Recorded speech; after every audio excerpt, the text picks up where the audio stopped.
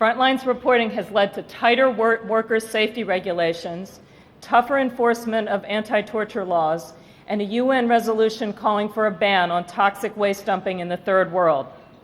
It's helped inmates wrongly imprisoned gain their freedom and inspired legislation to curb the dangerous black market gun trade. Quite simply, this is a remarkable series. Let's take a closer look.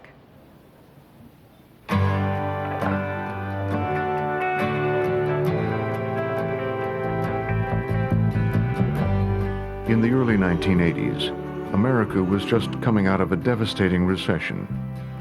Ronald Reagan was president. A secret war was being played out in Central America.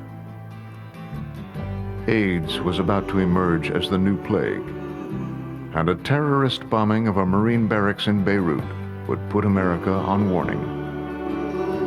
Like now, it was a serious world, and public television responded with a new documentary series.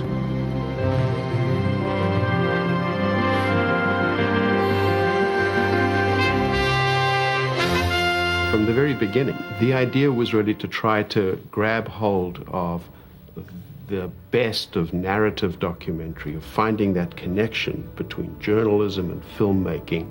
It always set its sights as being a series about ideas, but that at the heart of those ideas there would have to be stories.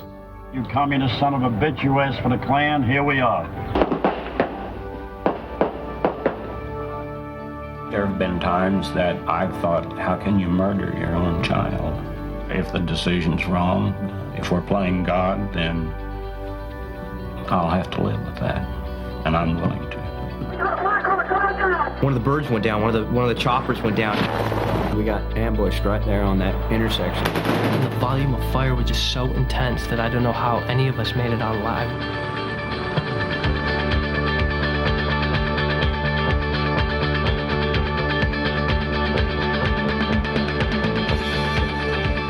More than 500 films and countless awards later, Frontline is the only place on television to consistently, week in and week out, take the long, hard view of the day's tough subjects. The series has turned into a record of the last 25 years. It has been, in the best sense of journalism, as the first draft of history, archiving, in effect, foreign policy bungles, domestic tensions, cultural upheavals, and miscarriages of justice. We, the jury, find the defendant guilty of first-degree sexual offense, guilty of I wanted to just scream at them, "You're wrong. He's not guilty." Much of television is about making disposable television. What we try to do is make television that lasts. Television that says, we respect your intelligence. We respect your curiosity. We respect that you value ideas as much as we do.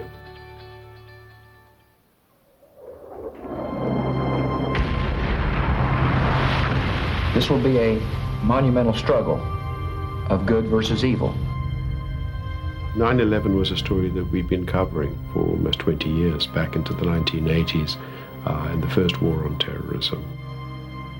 We were, over those weeks after 9/11, using the best of our producers, their knowledge and their experience, and the institutional memory of the series in service of a collection of films that would become tremendously valuable in the weeks immediately after 9/11. The first weekend after the attacks of September 11th, some people at Camp David were arguing that the war against terrorism should include Saddam Hussein. Frontline has gone on to devote over 40 hours of documentaries to the struggles that followed. Are you okay, Garcia? On the ground in Iraq. Got hit, came back up, mortally wounded. He went out fighting, and he died like he should. In the offices of power back in Washington. There's a war going on inside the administration. They don't even agree what they're doing in Iraq. And in search of Al-Qaeda in the remotest regions of Afghanistan and Pakistan. The situation in Afghanistan is more dire than we've seen publicly portrayed. It has been a commitment to the most important story in our country's recent history.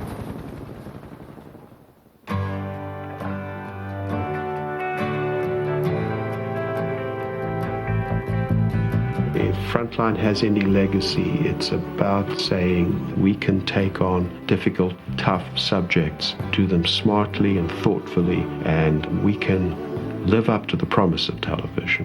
If we give up on the idea of doing these kinds of films, then we give up on the idea of this medium in the best of what it can be.